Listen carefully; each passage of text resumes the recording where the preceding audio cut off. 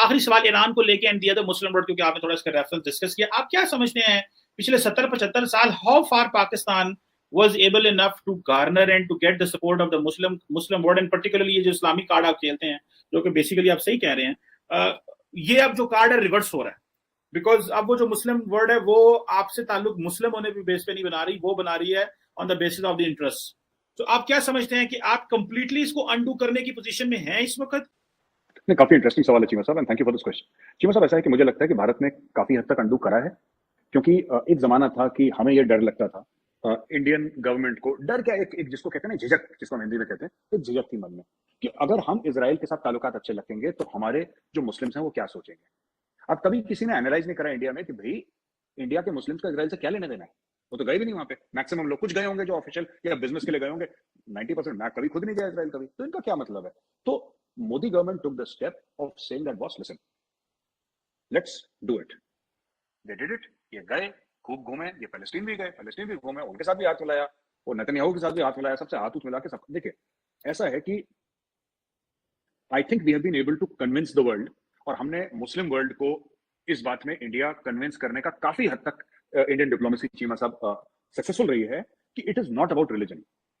आपसी मफाद होते हैं और आपसी मफाद पे दुनिया चलती है। हमें आपसे तेल चाहिए, आपको हमसे डॉलर चाहिए, ठीक है।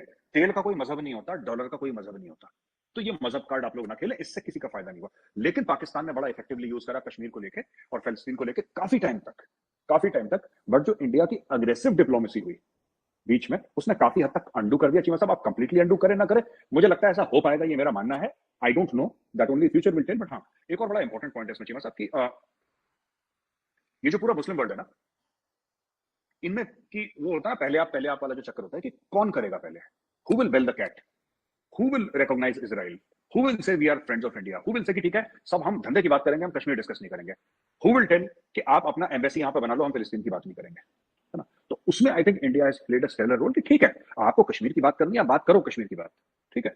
आपको पैलेस्टीन की बात करनी है, आप जरूर करो, वो आपका हक है, we are nobody to interfere in your foreign policy. लेकिन कश्मीर से ऊपर, पैलेस्टीन से ऊपर धंधा है। आप कभी दुबई गए, किसी शेख से मिले, तो आप शेख को बोलिएगा, उसको अरबी के अलावा कोई जबान नहीं आती होगी चीमा साहब, पर मेरी गारंटी है किसी भी शेख को आप जाके वहां पर बोलिएगा शेख साहब केम छो, वो बोलेगा मजामा। मोदी जी ने गुजराती सिखा दी शेखों को, सब धंधे पे लग गए everybody. And this is Indian diplomacy at its finest and most aggressive. हो सकता है कि हमारे वॉल्यूम्स बहुत कम है एज कंपेयर टू अमेरिका, जाहिर सी बात है एज कंपेयर टू चाइना हमारे वॉल्यूम्स बहुत कम है, पर we are sure of our quality and we are sure that we will get there. तो वहां पे सब लोग जो हैं हमारे अलग अलग मुल्कों में जो डिफेंस अटैचेस हैं हमारे, राइट, तो अलग अलग मुल्कों में जैसे एम्बेसीज के साथ होते हैं, वो एक जमाने में इतने एक्टिव नहीं हुआ करते थे। Today everybody is active. Modi ji ने सब में चाबी भर रखी है, सब लोग एक्टिव। कोई यहाँ जा रहा है फाइल पकड़ के, तो इससे मिल रहा है, and people have started working in coordination. पहले डिफेंस अटैची अपना काम करता था, एम्बेसडर अपना काम करता था, obviously ambassador is the boss of the embassy, तो उसके तो ऊपर कोई नहीं जाता, लेकिन सब अब people have started working in coordination. तो ये जो पूरा चल रहा है from a military perspective, setting up of basis, this is projection of Indian military and this is my analysis. मुझे किसी ने बोला नहीं, बट मेरा एनालिसिस ये चीमा साहब कि the Modi government believes in projecting military power abroad. मुझे ऐसा लगता है, क्योंकि अभी होम मिनिस्टर साहब का कहीं पर बयान आया था कुछ महीने पहले कि we will pull out army from north east. मैंने ये भी बयान सुना कि they will pull out army from Kashmir, क्योंकि कश्मीर इंडिविजुअल वहां पे किलिंग्स हो रही है, लेकिन largely it has been controlled over a period of time, not ऐसे कि अगले साल कर देंगे, हो सकता है 5-7 साल में। तो ये बंदे जाएंगे कहां पे फौज में, ये मेरा खुद का एनालिसिस है। I could be totally wrong, but मेरा एनालिसिस है कि ये बंदे अगर उठ के जाएंगे नॉर्थ ईस्ट से, इंडियन आर्मी के या नेवी के भी, एयरफोर्स के भी, tri services, they will go to places like Mauritius, they will go to places like Madagascar, और they will go to places like Central Asia. तो ये भी है। लास्टली जो आपने बोला कि you know having positive relations with the Islamic world, this is a top priority for India, whether it is YC, ये इंडिया के लिए प्रायोरिटी है। क्योंकि मैं आपको बताता हूं क्यों, और ये भी पाकिस्तान की वजह से है, क्योंकि पाकिस्तान ने इस्लामिक कार्ड प्ले करके, right, whether it was for Kashmir और it was for the own Indian population in India, वो इस्लामिक कार्ड प्ले करके इंडिया को काफी कॉर्नर करा दिया इन द पास्ट सक्सेसफुली, और काफी कॉर्नर करने की कोशिश भी करी है।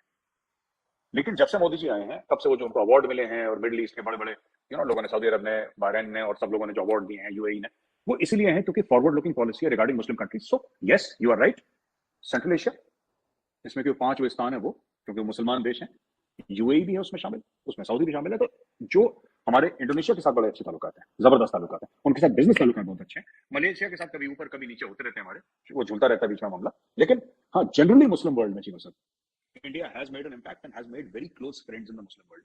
ये और इतने क्लोज हैं कि जब हम बोलेंगे कि speak for us where it matters, they will speak for us where it matters.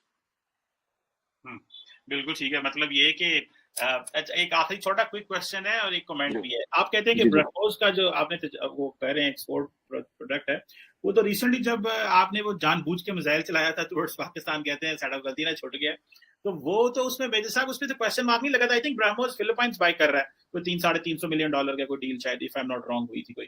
तो उसमें वो जाहिर बात है क्वेश्चन मार्क तो लगा था उसके ऊपर भी कि भाई ये इनका मिसाइल प्रोग्राम किस तरह का है, मतलब ये चल गया है, इसी तरह निकल गया है, तो कल को हम ले वो कहीं और तरफ चीन की तरफ चल जाए, चीन ने तो माफ नहीं करना, उसने तो शुरू हो जाना है जो है ना, उसने तो ठोक देना है फिलीपाइंस को।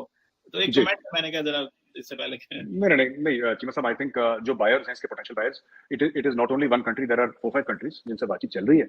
And I think this situation has been explained and they have understood sir. हमारे डिप्लोमेट्स जाके उनको पूरा एक था राजा एक तिरानी पूरी स्टोरी समझा दी। उन्होंने बोला हाँ साहब, एक था राजा एक तिरानी, हम समझ गए, कहानी खत्म हो गई। They have explained it, diplomats का काम ही होता है मरम रखना, and I think they have explained it. और बस ये तो दे हैव मैनेज्ड इट। दोस्तों, आप लोग जानते हैं ईरान एक इस्लामिक कंट्री है और आप लोगों ने देखा होगा इस समय ईरान के अंदर बहुत ही ज़्यादा हालात खराब चल रहे हैं। वहाँ के कहा जा रहा है जो मुस्लिम्स हैं उन्होंने तो इस्लाम भी छोड़ दिया है और वहाँ पर हिजाब भी उतार दिया गया है। ऐसी खबरें निकल करके आ रही, कुछ वीडियोज भी निकल करके आए हैं, शायद आप लोगों ने भी देखे होंगे। लेकिन दोस्तों, अगर बात की जाए ईरान का जो इस समय दुश्मन है अमेरिका है और इजराइल है, और भारत की अगर बात की जाए तो भारत हमेशा से न्यूट्रल रहता है और दुनिया जानती है कि भारत किसके सपोर्ट में जाएगा। भारत इजराइल का सपोर्ट करता आया है और इजराइल भारत का बहुत ही अच्छा दोस्त है और हमेशा इजराइल ने भारत की मदद की है। तो भले ही भारत खुले तौर पर इजराइल का सपोर्ट ना करे, लेकिन भारत हमेशा इजराइल के सपोर्ट में ही रहेगा। लेकिन एक तरफ अगर देखा जाए तो रसिया भी है ईरान के साथ में, इसलिए भारत न्यूट्रल रहेगा, क्योंकि भारत के संबंध इजराइल हो या फिर रसिया हो दोनों से अच्छे हैं। इसलिए भारत इस मामले में पूरी तरह से शांत रहने वाला है। बाकी आप लोगों को क्या लगता है, और ये जो मेजर गौरव आर्या ने कहा डॉक्टर कमर चीमा के सवाल पर, उसको लेकर के आप लोगों की क्या राय है? आप लोग भी अपनी राय कमेंट्स में जरूर दीजिएगा। तो चलिए दोस्तों, वीडियो को यहीं समाप्त करते हैं, मिलेंगे नेक्स्ट वीडियो पे। जय हिंद, जय